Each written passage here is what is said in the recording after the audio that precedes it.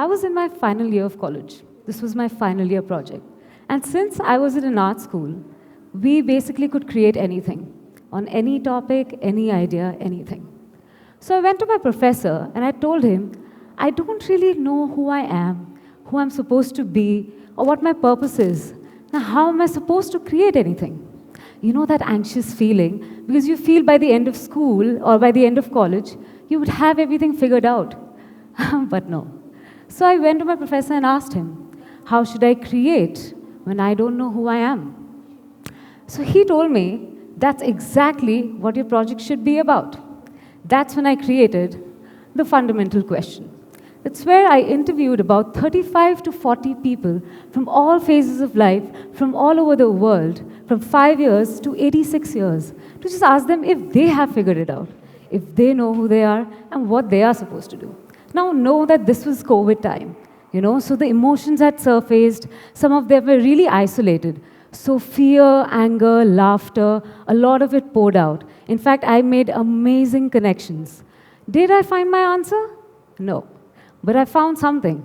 How should I create when I don't know who I am? Change to, I create who I am. And I'm going to break that down in the next few minutes. So when we hear about creativity, what do you think about? Like a painter or a musician? Or somebody who has, some lucky ones who are born with this innate skill? Or is it something that is so intricately woven into the fabric of our own reality? Is it something so fundamental? Now, to simply put, creativity is basically our imagination's beauty, right? Maybe to create something new, or to solve a problem, to achieve a goal. It's that simple. But is it that important? Let's dive into it. Now, in the broadest sense, in most faiths, people worship the Creator. In another word, we worship the act of creation itself, which automatically elevates the human ability to create. Like building connections, making bread, or even solving an equation. It's basically connecting us to that divine spark, almost making our creative actions spiritual, even if you're not religious. Now, let's think about it in an evolutionary sense. What is success, really? To adapt, to survive? At least to survive enough to pass on our genes to our offsprings, right? Now, adaptation required new ideas. Do you think our ancestors took creativity as mere entertainment? It was an evolutionary strategy. It was something that helped them how to pass their winters or fill their stomachs, or even realize how to manage, organize, or master the environment, the reason our species is here today. Now let's think about it in a more historical sense. Everything that we know about the world today is because of creative acts, art, architecture, documentation, tools, everything. That clearly says that these creative acts basically defines what human existence is for us. Now think about these philosophers and painters. Do you think they were merely observers? Probably not. They were defining reality as it came, or even change it. My reality could be somebody else's story written a long, long time ago. It's probably not even real. I wouldn't know. So if creativity is so fundamental, when did it become so optional? When did we start scheduling time for creativity or not even have time for it? I need to get better at my math. I probably can't play basketball from today. When did that happen? Now let's look at the modern reality today. We live in a world of information overload.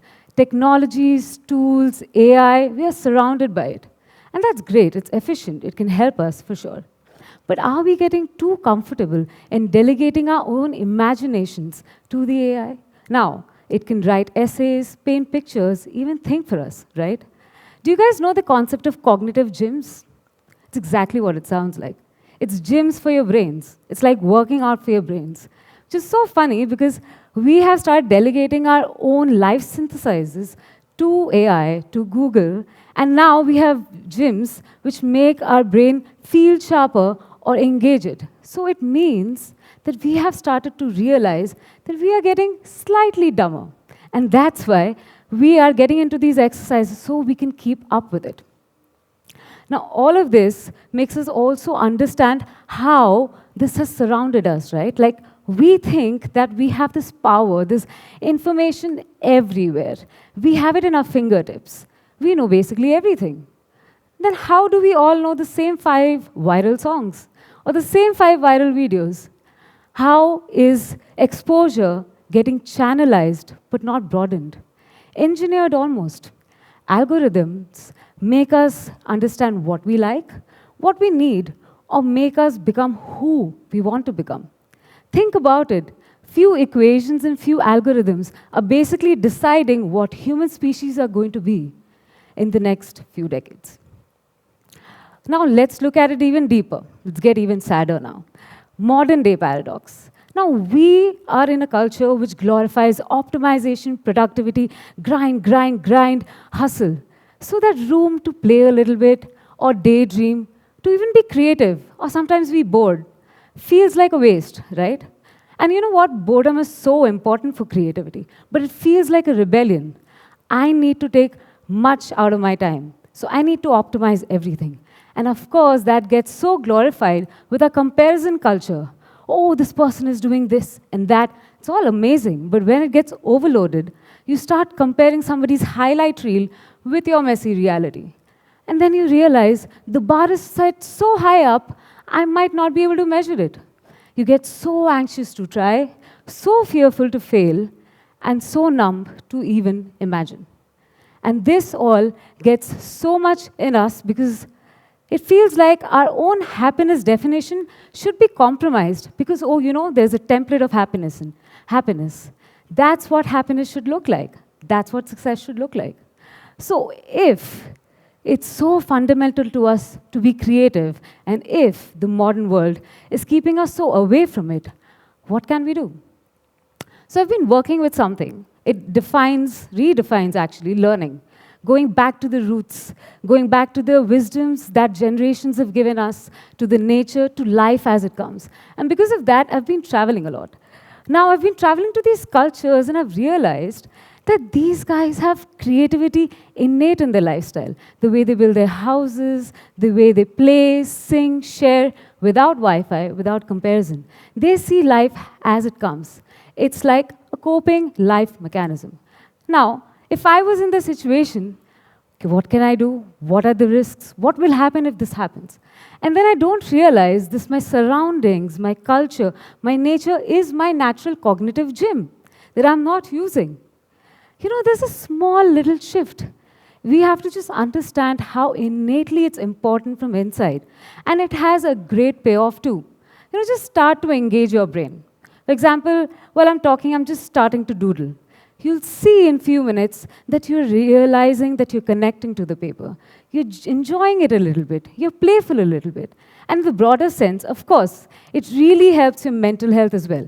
Lowers your anxiety, makes you flow and connect. And then you understand this mouth is not the limit. So I was working with art therapy at the time, and I wouldn't deny, I was getting into a lot of anxieties because of my situations. So I did this experiment called synesthesia, the colors of sound. Now, for the first day, I took a blank piece of paper, a few colors, and then I just put a song that I've never heard before. It was 84 Pontiac Dream by Boards of Canada. And on that song, I've put this repeatedly for like an hour, and I've just made those strokes, make those sounds put into strokes. And I made this. This was the first day. The second day, I did the same thing. The same song, the same duration. But at this time, I was a little more familiar with the song. I was a little more familiar with the experiment. And I made this. Now, it has a little more color, right? We're getting there. The third day, I did the same thing. But at this time, my boundaries were invisible. I know the song. I know the experiment. I don't need to think about it anymore. It's just me and paper. And I need to flow. Oh, and the way I flow. I made this. Now, if you see the difference between all three of them, you'd see the first two are a little more thought. And the third one feels like a surrender. It's a flow where I don't know what's going on. It's just me and those colors and those sounds that are letting me flow. It felt like an expression. And of course, I did this with art. We can do it with anything. Art is just a way I express. So I realized that I did not get into art because I wanted to make beautiful things. It was because I was lacking the way I could express and release, and that was my way to do it. And when you do it while you're trusting the process and not the goal, you see how it is medicine. Then I realized this small shift, it really helped me in my life. So the bigger question is, how can I be creative like today? It's not a big deal. I don't need to be a musician or a singer for it. It's a small little shift. It's basically being new into your default mode, actively interrupting your autopilot mode in everyday life. How? So let's think about two scenarios here. So the first scenario is the reactive mind. I wake up and I'm already late for school. Oh shit, I forgot that I had a submission today. Let me ask my friend if she did it. So I've texted her, and then I've gone to my breakfast table, had my morning snack, and I'm just I'm getting late. So I'm just scrolling passively the news feed, and then I realize my bus is coming. So I leave my phone, I go and I'm running. I remember I didn't change my password and my sister has my phone. Second scenario, I wake up a little more aware. What if today I make my bed differently? What if today I have breakfast without my thumb? What if today, for the first hour in school, I'll just talk with my gestures or in different tones of voices? Now, I know that you'll have to take permissions for that, but you get the drill. Or today, I'm going to look at myself at the mirror and be like, I'm going to be my favorite movie character for today. Now, it's a small shift, but now I walk out confidently because I've spent time with myself. And because I've made myself the main character in my main life, in my own life, rather than being the background character. It's a small shift, right? Just stay curious. Just see it from your ordinary lens, not anybody else's, but yours, to find the extraordinary in your ordinary life. Now, what if I don't conclude this talk, but leave you with one thing? Why don't you find that creative being in you, in no matter what way it is? Because maybe the truest act of existence is to keep asking, what if? Maybe the truest act of existence is creation itself.